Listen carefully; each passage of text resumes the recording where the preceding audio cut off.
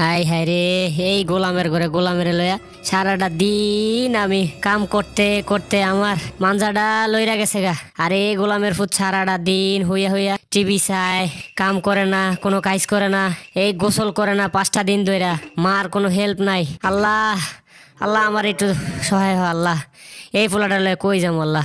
বুঝলাম না সমস্যাটা কি? এইভাবে শীতের সকালে কেউ ডাকে? আজকে শুক্রবার ভাই, একটু ঘুমাইতে গেছিলাম, ঘুমাইতে দিল না, আর ঘুমাবোই না, ঘুমটাই নষ্ট করে দিল। কই রে ওই কই কই খারো গোলামের ঘর গোলাম দাঁড়া রুমাইতে। ওই ওই তুই কই? তুই সারাটা দিন কাম নাই কাই, মা যে একটু পর এত কাম করতেছে এত কাম করতেছে, তোর কি একটু একটু কি মায়ের প্রতি? হ্যাঁ এই গোলামের ঘর গোলাম, তুই কি তোর কোনো কি ইচ্ছা নাই যে মারে একটু হেল্প করা? 5টা দিন ধরে গোসল করছ না, খাত চরের খাত। তুই যদি আজকেতে পড়ালেখা না করস ঠিক মতো, আজকেতে যদি ঠিক মতো গোসল না কর, তোর এমন মায়ের মা তুই দেখিস, তুই আর ঘরেও তোর খাওয়ান দিতাম। তুই এখন যাবি কইছে, এখন যা গোসল করতে, খাড়াস এখন। আরে তুমি এভাবে চিৎকার করতেছো কেন? আমি বুঝলাম না, তোমার কে বলছে আমি 7 দিন ধরে গোসল করি না? এই না মাত্র গতকালকে করলাম। আর এই শীতের সময় তুমি তো আমার মা, তুমি তো একটু বোঝার চেষ্টা করো। এই ঠান্ডা পানিতে এইভাবে তোমার ছেলে যদি পানিটা গায়ে লাগে তাহলে তো তার অস্তিত্ব থাকবে না। একটু বোঝার চেষ্টা করো।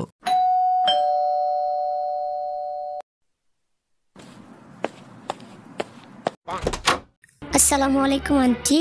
আন্টি কেমন আছেন আপনি? আন্টি আমার আম্মু একটু আপনার কাছে পাঠাইছিল আপনাকে খাবারের বক্সটা রাখতে। আন্টি আপনার সাথে অনেকদিন দেখা হয় না আন্টি, আপনি কি ভালো আছেন? আপনার শরীরটা কি ভালো?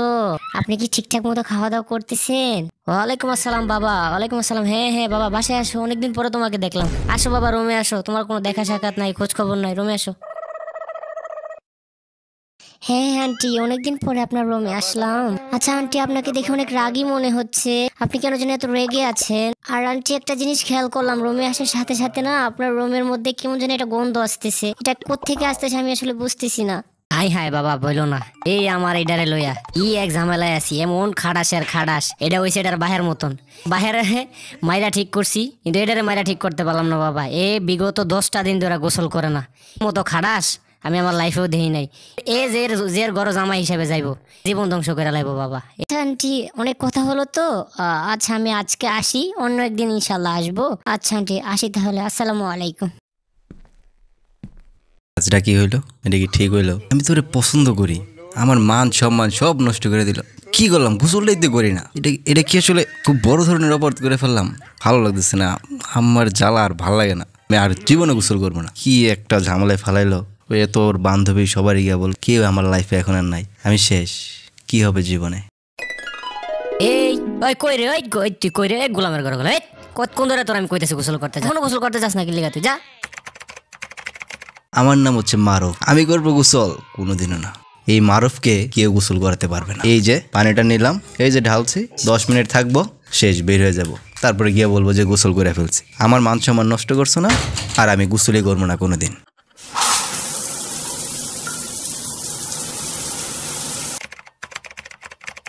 এত ঠান্ডা পানি, কি একটা অবস্থা, ভাল লাগে না, লাগে না। কি যে করবো এখন, যদি আমার জ্বর উঠে যায়। ভাল লাগতেছে। এ মা কই, খাবার দাও। তোমরা কি করো? গোসল টোসল করো না? দেখো গোসল করে আসছি, একটু বডি স্প্রে দিয়ে দিই, আবার যদি গন্ধ করে। আজকালকার পোলাবন্তের যে কি অবস্থা, তোরা গোসল করস না। আমাদের সময় থাকতে আমরা কি করছি, কাল ভোর 5টা বাজে উঠে যাইতাম, 5টা বাজে উঠা চলে যেতাম পুকুরে, এই ঠান্ডা পানিতে আমরা গোসল করে ফেলতাম, পরে তারপর সরিষার তেল দিয়ে রোদে বসে থাকতাম। আজকালকার পোলাবন্ত তোরা গোসলই করতে চাস না। কি একটা অবস্থা তোদের, দিন দিন যে কি হইতেছে, সব পোলাবন্ত অধঃপতন হইতেছে, ভাল লাগে না। এখন থেকে প্রতিদিন গোসল করবি, তুই তোর বাবার মধ্যে হইবি। কি করস? কিরে তুই নিয়ে এই বড় বড় কথা কইতে আসস? ছোটটাতে বড় করছি আমি তোরে। তোরে যখন এই বাইরাইয়া গোসল করতে লয়া যাইতাম, তুই বাথরুমের ভিতরে গিয়া বাথরুম লাগায় বইয়া থাকতি, তোরে কখনো গোসল করাইতে হারি নাই। তুই এমনও সময় গেছে মাসে একবারও গোসল করস নাই, আর তুই এখন এই বড় বড় কথাগুলা কইতে আসস। আরে আম্মা, তুমি আবার দূর দূর আমাকে একটু চা দেও তো। আইসে নিজে গোসল করে না, আবার এখানে বড় বড় ডায়লগ, খালি কথার বেলায় আছে। সব যত সব পারে না, কিছু না, গোসল করে না, ওরা আমারে বলে। দেখছো, কইছিলাম না, হচ্ছে রক্তের দোষ। আমি কইতে পারবো না আমার বংশে। এই সারা, এই তুই কইতে পারবি তোর মামা, তোর নানা, মামতো ভাই কেউ জীবন এমন করছে? আমার রক্তে, আমার বংশে জীবনও কেউ এমন দেখি নাই এমন অপরিষ্কার থাকতে।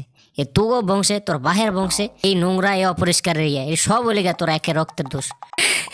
সারাটা জীবন খাইটা গেলাম, সারাটা জীবন খাইটা গেলাম, তোর চাকরি খাটলাম, তোর বাহের চাকরি খাটলাম। আমার জায়গায় অন্য কোনো মাইয়া থাকলে, অন্য কোনো মহিলা থাকলে তোর বাহের সংসার জীবনও করলো না। অনেক তোকে এই অত্যাচার অনাচার সহ্য করে 40টা বছর সংসার সামলায় গেলাম, তাও তোকে কোনো কৃতজ্ঞতা নাই আমার প্রতি। আমার বাহের বাদ জামুক, আমি আর থাকতাম না তোকে বাসাত। আর এমন করলে একদিন আমি জামুকা বাহের বাসাত।